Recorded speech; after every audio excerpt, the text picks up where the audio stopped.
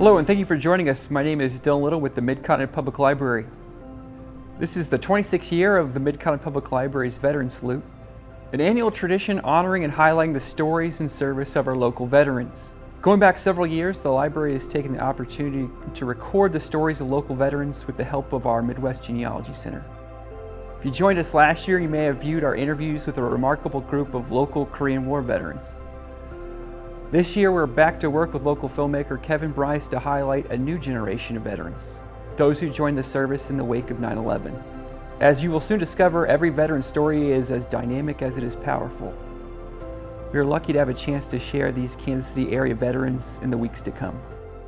Before we turn over the focus to this group of extraordinary individuals with their stories of service, we want to preface this special program with a heads up. This presentation contains adult language and graphic descriptions of violence. It may not be suitable for all ages, and viewer discretion is advised. Could you share your name and your branch of service and your current residence? Sure. I'm Sergeant Mercado Andrea. I'm Justin Hoover. My name is Adam Majors. I'm Kira Torkelson. I live in Baldwin City, Kansas, and I was in the U.S. Army. I'm currently serving on the United States Army as an active guard reserve, AGR.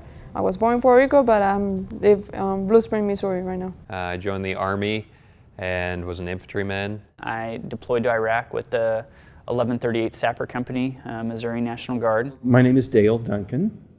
And I'm Megan Duncan. And we're here to talk about our son, Army Specialist Spencer Colson Duncan. Spencer was killed in action in Wardak Province, Afghanistan on August 6, 2011. Well, now tell me about Spencer. Did he always want to be in the service? Was that something that he came up with in junior high school? Well, actually, it started on 9/11. He was in 6th grade, and he came home from school that day, and we were talking about that, and Spencer said, "This is kind of like the bully bringing the fight to our backyard, isn't it?"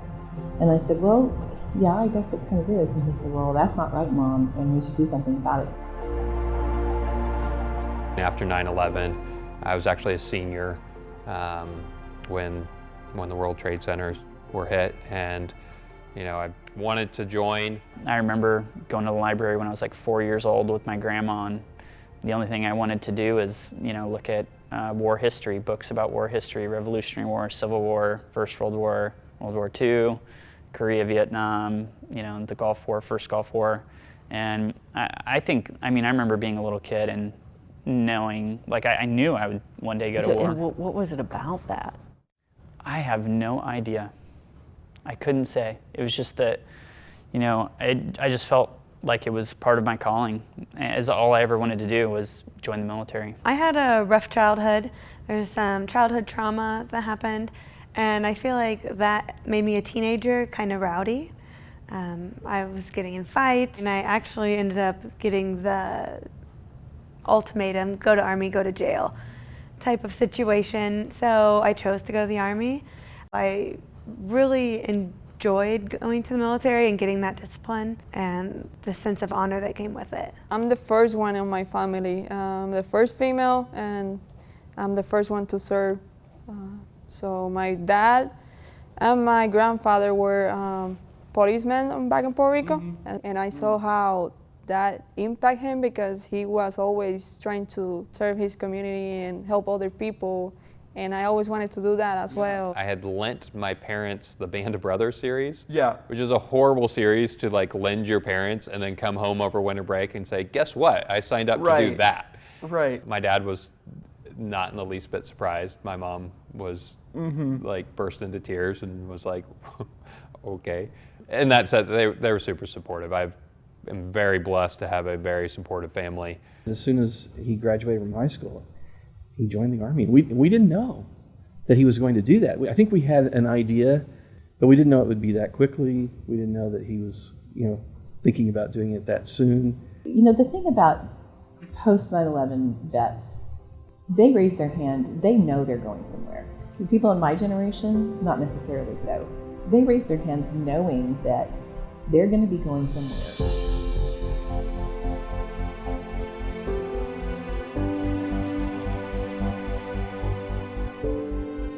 I signed up just on high school, so I've been in the Army since I had 17 years old. So I graduated in May, joined in August. I joined when I was 17. Yeah, there was no holding me back. So you had, before you left high school, you had your basic training. Yep. Was it everything that you thought it would be? Was it a surprise, or what was that like for you? It's not as fun as it looks in the recruiters commercials when you're, running on 4 hours of sleep and crawling around in the mud, and you're too hot, too cold, soaking wet, everything's chafing and you're getting bit by bugs. It was really challenging for me. Like before that, I used to do some exercises, but nothing compared to what I did in the Army. Like my first time running 2 miles was with the Army. And it sucks. It's like the worst part of basic training at all. There's the people that are like, oh my God, I made a horrible life decision. How do I get out of this? Right. It became fairly clear to me early, like, hey, they're trying to mold you, not break you. Like, you should be able to finish this. Right. That said, I mean, it was challenging. At the time, the most challenging thing I had done. They said that you come from it's a great difference between a civilian to becoming a soldier. So they change your whole shape as a civilian to shape you as a soldier. Were there people from all over in your unit you trained with, or were there a lot of people from Puerto Rico? There was all over the place, people from all over the place. It was also a cultural shock for me. I didn't spend that much time out of the island before. Yeah. And once I get to the States, seeing all these different cultures, people from all over the States. So I did basic and then had graduation and then stayed for my job training. Okay, and what was your job? 42 Alpha, Human Resources. Okay. People like to call them pencil pushers. Okay. And so what did you do for that? Paperwork. Paperwork? Yep. So I was in a reserve unit. They had my ASVAB score and I scored a 91. And I wanted to be a grunt, I wanted to do something in combat arms. And they're like, yeah, sorry, we don't have any of those jobs available today. And I don't know if that was true. I took my ASVAB test and scored very well on it. And he goes, well, you can basically do anything you want. What do you want to do? And I said, well, I want to do infantry. And he kind of was like, yeah, okay. I have no idea why those jobs weren't open, because I think they're always open. And they basically said, look, you can be a medic, a crane operator, or fuel supply.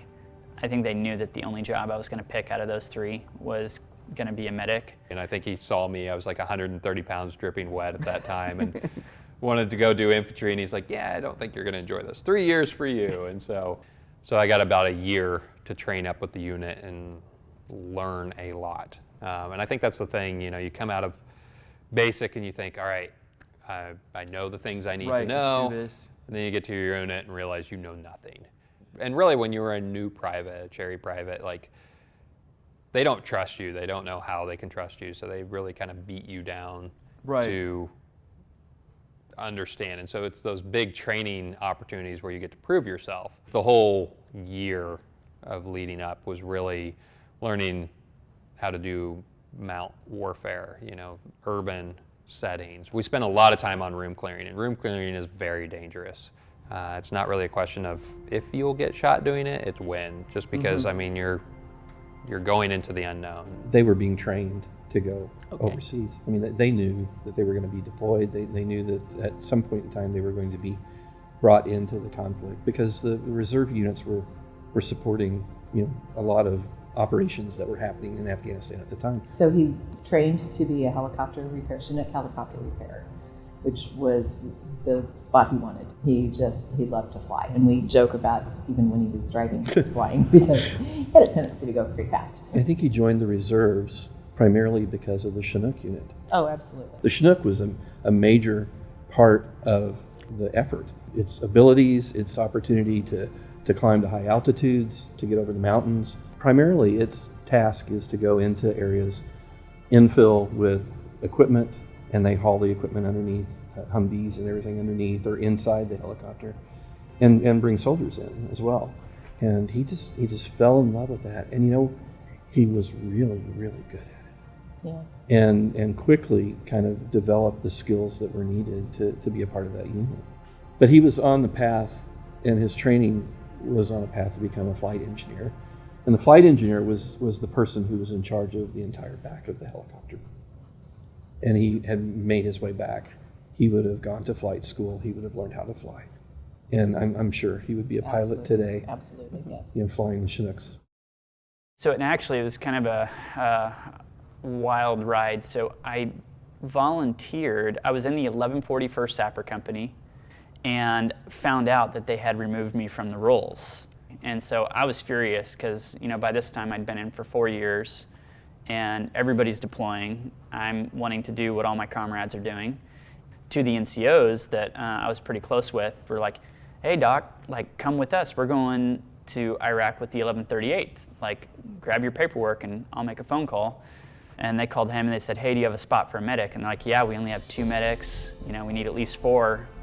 And then the adventure began. And so you were given deployment orders. Where did that send you? So the deployment orders were for Iraq. My husband and I quickly got married. Doing things like buying rolls and rolls and rolls of toilet paper and taking the cardboard out of the middle and smashing them down as far as they could go so we could pack as much as possible. And we knew we were getting orders. We got orders that summer, so we got to take our block leave, come back to our families and, hey, we're getting ready to go. And then we hopped on a C-130 and went into Iraq, and we landed in Baghdad, and again, it was the middle of the night. And I just remember stepping off the C-130 and 2 F-16s are screaming off down the runway. There's just planes and helicopters and everyone everywhere, and it was really feeling like I am such a small cog. There's billions of dollars sitting on this runway alone. And I'll never forget that day. We filed off the plane in a single file, and I was the second to last person off the plane. And right as I'm walking off the plane, in the distance, I just heard a boom, boom, boom. And each one got a little bit louder, and we were really not in any danger. But when you're wheels down in a combat zone for the first time, it is definitely a wake-up call that you're in a whole nother world, that you have officially arrived in a place where people are going to try to hunt and kill you, and there's no guarantees. It's all unknown. You don't know what's going to happen. And when Spencer got there, because of operational security, we don't talk about, whatever happens, but he would hint, flying tonight with a group of people who did something really special in May. Well, that was the SEAL team that took down Osama bin Laden. The times that we did talk to him, it was like right before he was going to hit the sack, or he was just getting up. It was really a difficult time, and the reception was not good. So we'd pull up Skype, and he would wave at us and say hi so that I could see, him moving, and then the connection would drop. And it was very frustrating, but life-giving at the same time, just to see his face. And part of it was he was safe. You know, when we saw him, there he was. He was safe. He was back in his bunk. The mission was over, or it hadn't started yet, but he was at that moment, he was safe. So how old is Saeed now? Saeed is 6 years old. 6 years old? Yes. I remember that while I was deployed, it was his second year old birthday. I remember I stayed up the whole night to see his birthday party, and I was FaceTiming the whole time. I remember that I had to work the next day, and I was sleepy all the time, but it was my son's birthday. I'm not gonna miss that. Right. So I stayed up outside of the barracks watching my son's birthday party. How much time did you spend in Baghdad? We just spent a couple weeks from Baghdad, and then we went up to Mosul. We got there right before the crackdown of Fallujah. And so that's when, things got crazy. They started blowing up police stations. So the last remaining police station was actually in the center of town. It was these old castle walls that were built by Alexander the Great. You're standing on these walls, staring out into the dark, like some Roman legionnaire, Roman legion, thousands of years ago. And really, the only thing that's changed is I have night vision, so I can see a little further than he could. It was a cool experience that castle was. It's no longer there. ISIS destroyed it after we left. So you're with a unit that blows things up. Yep. So as a medic, Yep. what do you do in that role? The route clearance mission is undoubtedly one of the most dangerous roles in Iraq or Afghanistan. When we were in Baghdad, our job was to clear all of the main supply routes, which is where 95% of the bombs are probably. So we spent all of our time basically driving about 10 miles per hour down these roads looking for bombs before they blow up. And a lot of times the bombs are designed to hit a route clearance patrol. I mean, really, so there was this one road on the northern end of town that they would put a lot of them in. And again, we just didn't have the troops to monitor the road. They got smart, too. We can, Right. we'll shoot at people Right. putting a bomb in the road, but they'll just have pay kids to go dig a hole. And Yeah. so they do the stuff, no, we're not going to shoot kids. And Right. then they'll just come and toss it in the hole. They will get a van and they'll cut a hole in the center. Right. And just drive it over the road and then melt the road, put the bomb in it, and then put the road back on top. And they're not stupid. I mean, these bombs are extremely sophisticated. They place them with unbelievable amount of intention. So they're putting them there to kill people. And if they've built a bomb to hit somebody in a different kind of vehicle, they're going to wait until that kind of vehicle comes by before they set it off. The vehicles were amazing. I was heartbroken when I found out I was in these Stryker vehicles, because to me, it was like medium armor. That doesn't sound good. Like, Right. It sounds like a Pepsi can. Yeah. It's going to get filled with holes. But they're very survivable vehicles. I'm actually here. I'm alive Yeah. because of them. I had 2 blown out from under me and deadlined. And that would not have happened in a Humvee. I mean, those explosions would have just destroyed the vehicle and killed everyone in it. We were chosen to lead the assault during the Battle of Sadr City, which was March to May of '08, some of the heaviest fighting of the entire war. There was more tank rounds fired during those 3 months than there were the entire rest of the Iraq war and in Afghanistan combined. So pretty fierce fighting. And some of those days we'd find 8, 10, 12 bombs. I think one day we found like 18 bombs or something crazy like that in like a 100-meter stretch.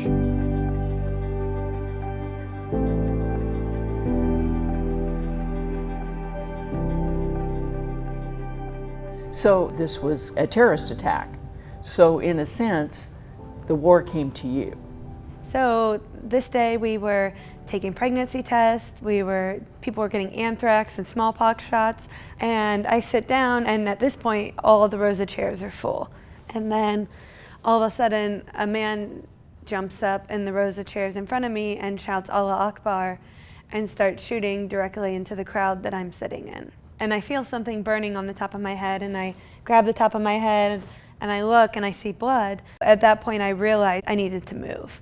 So I called 911 and I just put my phone down by my side and I started crawling through this heaval right now. There's chairs everywhere, there's partitions down, there's people injured and no one knows what's going on.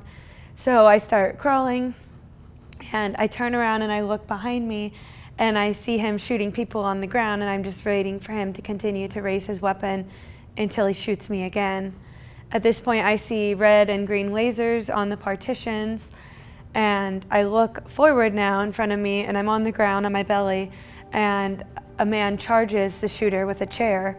And I believe this man to be Captain Gaffney, who gave his life in that moment. That gave me the opportunity to get up and run to my right around the partitions.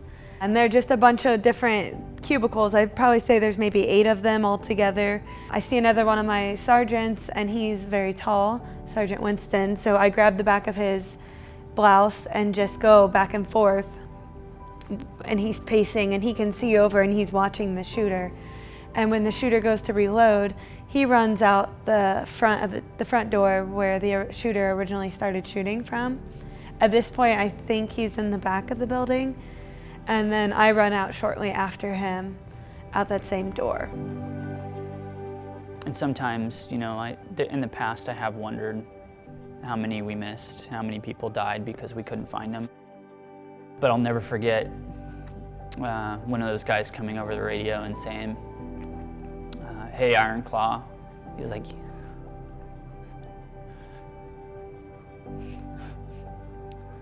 he said, "Hey, Iron Claw." He's like, "You all just saved a lot of butts today." He's like, "Good job." And it was a very tough mission.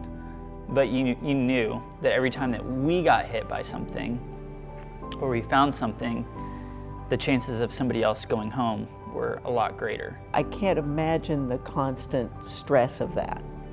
You know, I turned 22 when I was over there. And for a vast majority of the time over there, it was just a job, and you're young and full of piss and vinegar. You think you're a lot tougher than you are, and eventually that kind of gets shattered. But when I was there, I didn't worry about that too much. You know, we just tried to do our absolute best. A phrase that I've heard used a lot in chatting with veterans is battle buddy. Battle buddy. In your training experience, was there a certain point of when you talk about people of diverse backgrounds and different viewpoints coming together for a mission, is one of those outcomes a sense of, okay, these are my battle buddies, or this is my group? I can tell you that one of the things that maybe put us together was the times that we have like a long day, like once we had to get together to accomplish the mission. Doesn't matter like where you come from, who you are. At the end, we are all serving together, and we are brothers and sisters, no matter what. I was supposed to go on leave, but my platoon was going out on mission, and there was no way I was gonna let my platoon go out while I missed that mission. And everybody talked me into it, like, "Doc, you gotta go. You gotta go see your family, you can't do that to them." So I went, and sure enough, while I was gone, my platoon got hit really bad, and it killed Brad Skelton. And I just remember like breaking down and crying for, you know, a few seconds maybe, and just like turned it off. And then I was just angry, and all I wanted to do was get home. So you just said Yeah. to get home. Yeah, So that was how much yeah, all these people meant to you. yeah. Yeah, I just wanted to get back to them. You know, because those are my guys. They were my guys. That was one of my best friends. I mean, we went outside the wire, ran a mission every day from early October, whenever we got there, till my birthday, January 18th. I mean, it was nonstop. Wow. My birthday was the first day that we didn't have to leave the wire in a 24-hour period. We had found me and my roommate had found some Turkish tall boy beers. Nice. While we were out on mission, and so we Yeah. each drank one of those, and which was a nice birthday celebration. For sure. And then, yeah, I think like hour 25, we got called out again. So I went with this other soldier, Dana. We get some Jimmy Dean lunches that they give us. They're like little Vienna sausages, and they're all this prepackaged food. It's really great. And her and I bonded over that meal. This is the first time we had really met. She was new to my unit, had been pulled from another unit to deploy with us. And then we went back up to that building, and then she was behind me. She was actually shot in her leg and then shot in the arm as well, and she's laying there on the ground paralyzed with fear, and she sees me run, and that gives her the ability to move out of the way as well. And I actually get to go spend a week with her next week. So Oh, nice. very nice. excited So you about guys that. are still close? and Yes, friend- Yeah. we are. But the unit was from Puerto Rico, so there was 99% of our unit was Puerto Ricans, right?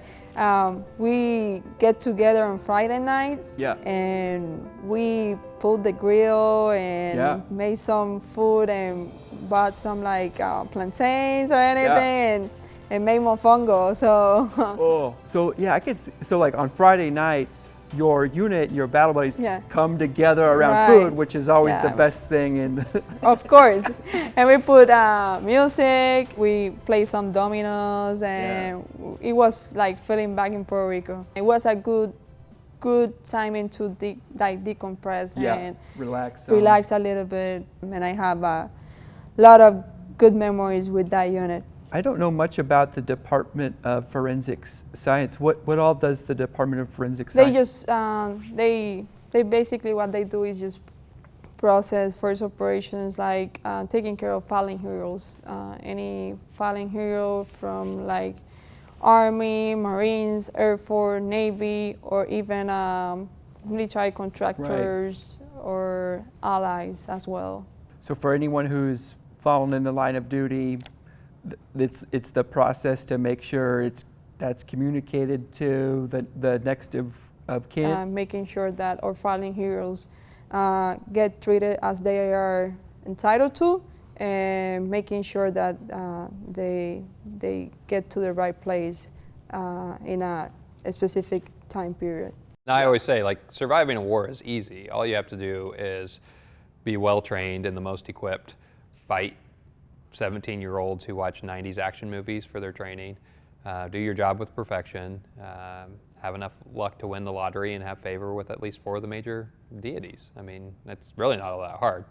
I mean, that'd be long for a bumper sticker, but I think you could sell some. Right? You could get along with the 4 major deities. So after that first mission, you've been in the reserves and now you're serving in Iraq. Are you still, is this still kind of what you thought it would be? I think I was pretty motivated and feeling pretty good about the work we were doing until, so between January 31st and February 6th, we had 2 guys get killed, and it got a lot scarier. I think, the imagining the potential that, you might not come home or might not come home in one piece became like it was something that just stuck with you after that point. There aren't words. I would like to be able to adequately describe what it's like to have your heart completely broken and still function, but I still don't understand it. In August then, what happened that day? They were searching for or chasing a high-value target, and they had inserted some Army Rangers into a village. It became apparent that the high-value target was leaving the village, escaping the village, and so they were bringing in another round of special operators to try to keep that from happening. At kind of the last minute, the decision was made to put everybody on one helicopter. They usually flew in pairs of Chinooks, and then also they had Apache helicopter escorts.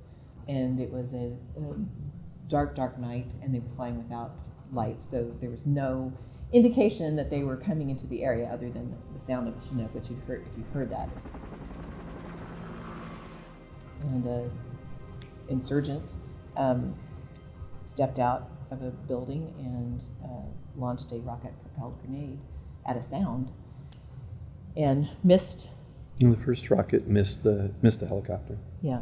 The second rocket took off a 10-foot section of the aft rotor blade of the helicopter, which is crucial to the flight of the helicopter. So when that was removed, the helicopter went into a fatal spin, and it was actually the G-forces of the helicopter spinning that killed them, and then it crashed into a riverbed and exploded, and they were all killed.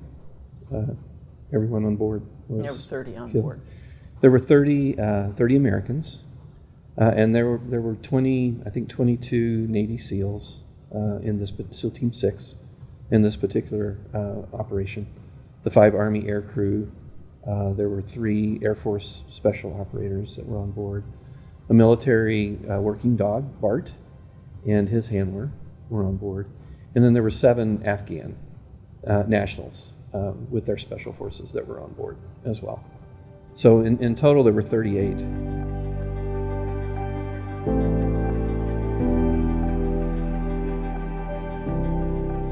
So it was a Saturday morning for us, and that morning, we heard about a Chinook that was shot down.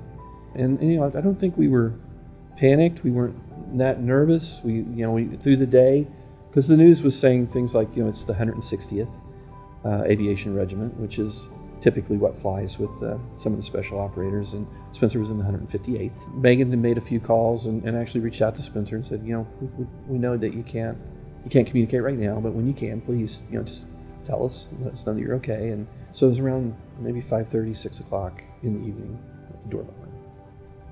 And I was walking towards the door, and Megan was following me and called her youngest son was there, and was following you know, up to the out of the den up to the door, and I went to the door and I looked out the, you know, people, and it was 2 uniformed officers, and my heart just sunk, just completely sunk. And I turned around and I said, "Bacon," and she collapsed and fell to the floor.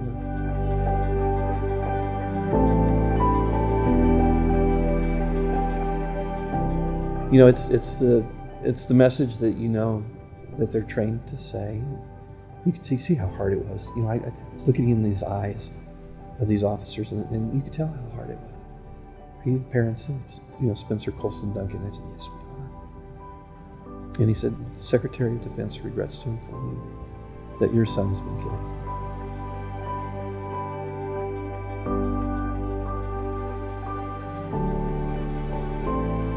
What is the definition of a fallen hero? It's someone that did the ultimate sacrifice for our nation. That person, that soldier, Marine, airman, sailor that did the ultimate sacrifice and did it for the nation. And that's what we call a fallen hero. I think not a lot of people know, and we have an MOS that is just especially to take care of our soldiers, you know, take care of the fallen heroes that did the ultimate sacrifice, make sure that they get home. And so the Army Rangers who were in the village that had started, you know, with the first mission, hoofed it over, I think, a mile or more to get to this crash site to actually guard and protect the crash. But they protected the site. They kept it secure while they removed all of our guys. I'll never forget that. How important that was. I don't actually remember, but I think that we came home in July or August. I think I ran every single mission except for the very, very last one. And I remember having this fear that I would get killed before. I remember thinking, there's no way I'll survive all this. And so I remember thinking, just one more night, you know, this is it. And so we're in this tent, and somebody came and they were like, "Hey, Doc, you don't have to go on the mission tonight." And I remember being like, "What? No, I gotta go." And they're like, "Nope, you know, Lieutenant Robert says you're done." And I remember being like just shocked, you know, like I made it. When we came back and we were ready to go back to Puerto Rico, that's when Hurricane Maria passed by the island. So we spent like 2 weeks stuck in Texas waiting for a flight.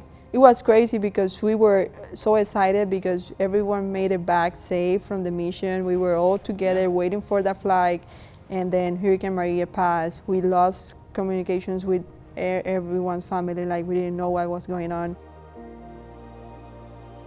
So I didn't know about Saeed for like maybe 4 days. I didn't know about him, like anything about him. I didn't know if he was fine. And we were one of the first flights to get there. When the airplane was landing on San Juan, I didn't recognize the place. Like it was like a bomb just destroyed everything.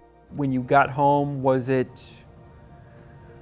you know, such a release to be able to see family in a way that? Of course, yeah. And especially seeing Saeed, my son. How big was he? Did he look bigger? Oh yeah, it was shocking for me. Like every time that I remember that time, it bring me like, you know, I want to cry. I was sent to Fort Riley to the WTU there, which is the Warrior Transition Unit.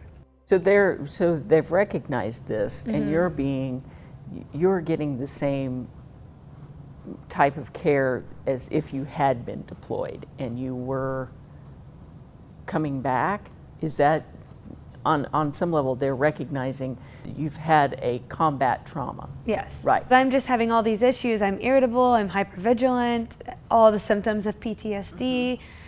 These headaches are just debilitating me. I'm going to the emergency room almost once a week because my head hurts so bad. It's so painful. So 2011 rolls around and I get pregnant with our first son. And I try to cut back on a lot of those medications that you can't be on when you're pregnant. All I can think about is if I have to deploy or I have to go through something like that again and leaving him. So being a new mom, I decided to take the medical retirement. So they promote me to sergeant and medically retire me. At this point, I feel a little bit lost. I feel like I don't belong anywhere. I really love the sense of belonging in the military. I think the hard part of reacclimating for myself and for many others is that loss of identity. That, I mean, we were the tip of the spear. We were this thing, you know, like people were seeing us off, calling us heroes before we even left. Right. And then you come back and it's like, I'm in Kansas City. I don't know what I'm gonna do. Right. And that sense of community being gone, but now you got to catch up with life. You know, you got to get the job and pay the bills and do all the things. Right. But yeah, I think that's the most challenging part, is that just I'm gonna try and keep this mask on because that's what kept me alive on the battlefield in Talifar and Mosul. But yeah, it was just over very quickly. You know, one day you're on a combat mission and you know, a month later you're waving goodbye. And it's just over. It's just over. And then you go home, you get off an airplane and you're holding your rifle. This thing has been glued to you. You sleep with it. It's always right next to you. You go to the chow hall with it, and then you get off an airplane and they unceremonially take your weapon from you and they put it in a box, and you go on without it, and you feel completely naked and helpless. And that was like the most ceremonial thing that happened to us when we came home. Like the unceremonial taking of our weapons. That was like the most symbolic thing we experienced. That was it.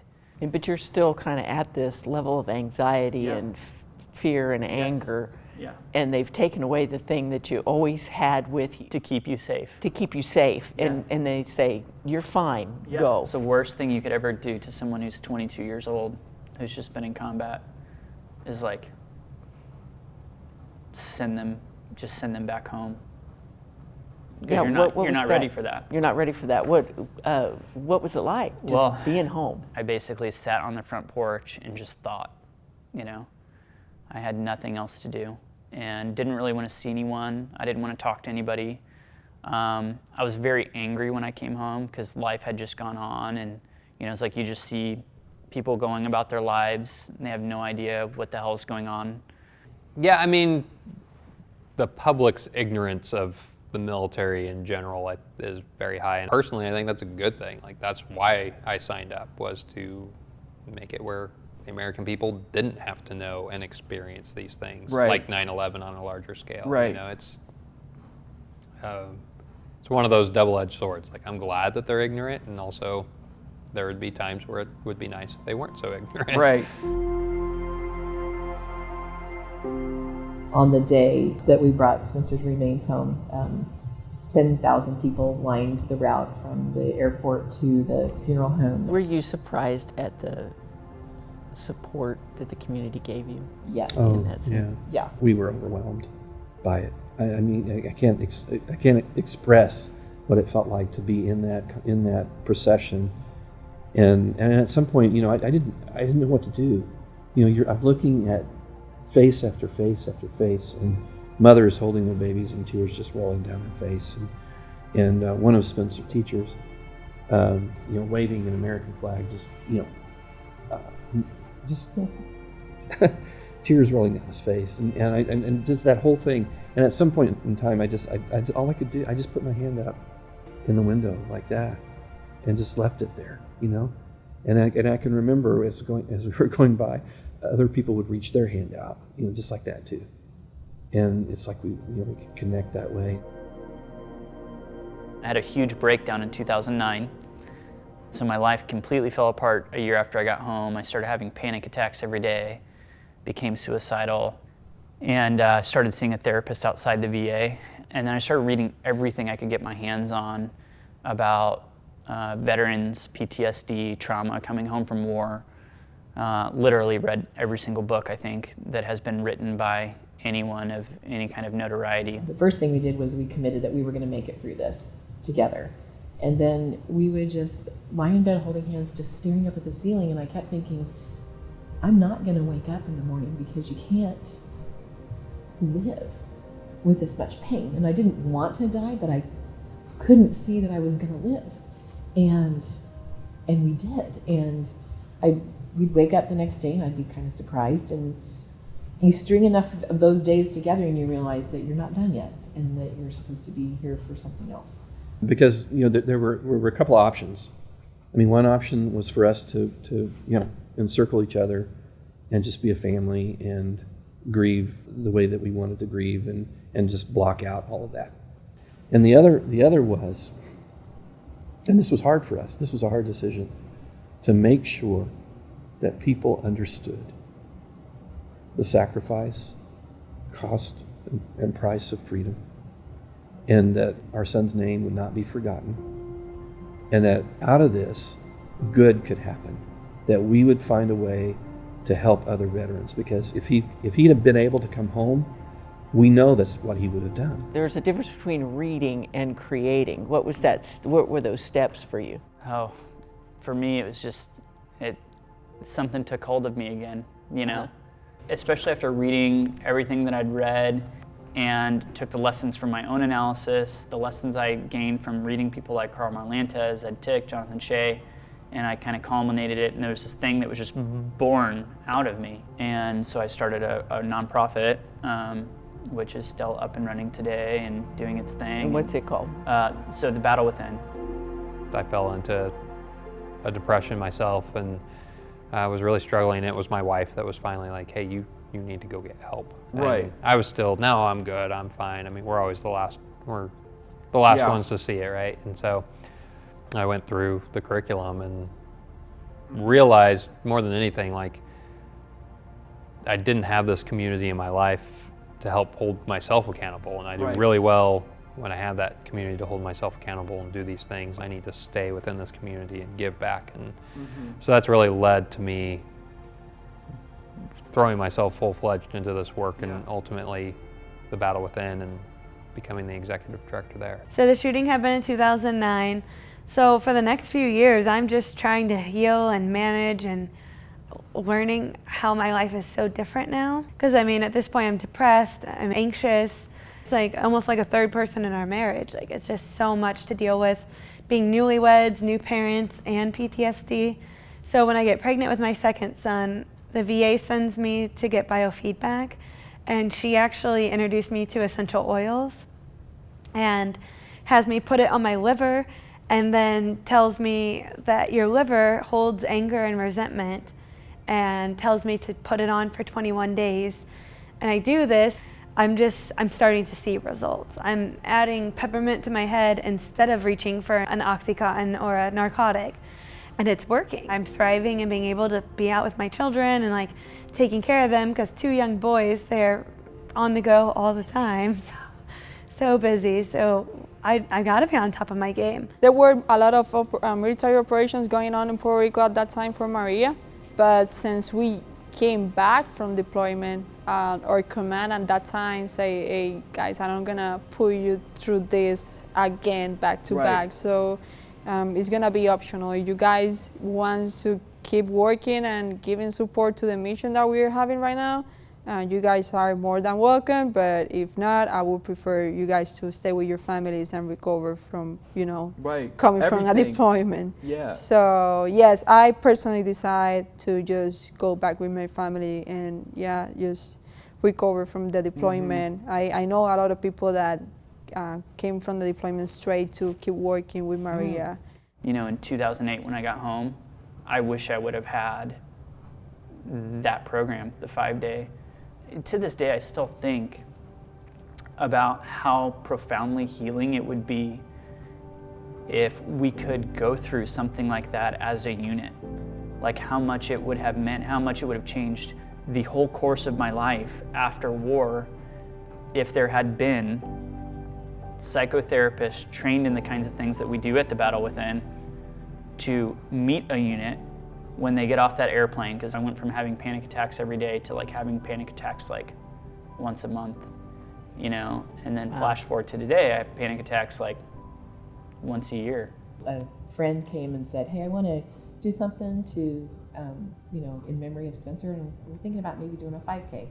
And we're like, okay, sure, let's do that. And they said, well, it'll probably raise some money. And we're like, okay, let's do that. And what do you want to do with it? Well, you know, let's help some veterans. And so started this foundation, the Spencer C. Duncan Make It Count Foundation. Make it count is what Dale used to say to the boys every morning before he left for work. It's one of the last things that Spencer said to me, said to us, Yeah. in one of those sketchy phone calls, you know, just a few weeks before he was killed. We were talking, and it was late, and I had to go to bed because I had to get up for work the next morning. And I said, Spencer, I just, you know, gotta go. And he stopped me, and he said, I know, Dad, I'm making it count. And before this year, we had given away over $750,000. You're still in the Army, you're still active duty. What brings you back to serve your country and service after all of what you've experienced? The Army,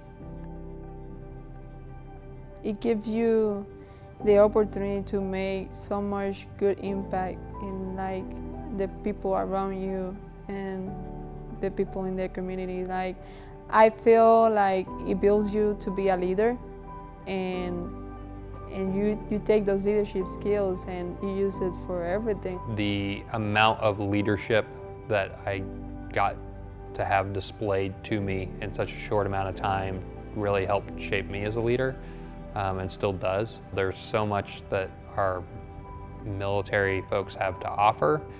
That's a big part of the Battle Within, is really helping them overcome those traumas that allow them to use those skills and help be the leaders our nation needs. We live the lives that we live on the backs of the people who have been willing to not live this life. So to me,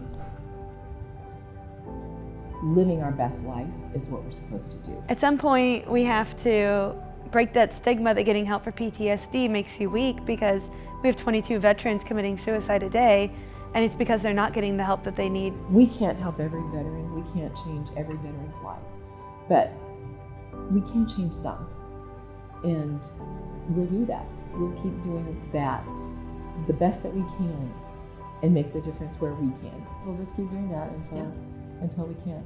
I appreciate having the opportunity to tell the story. You know, Carl Marlantes, in his book, What It Is Like to Go to War, he has this line where he says, when the child asks, what is it like to go to war? To remain silent is to keep from coming home.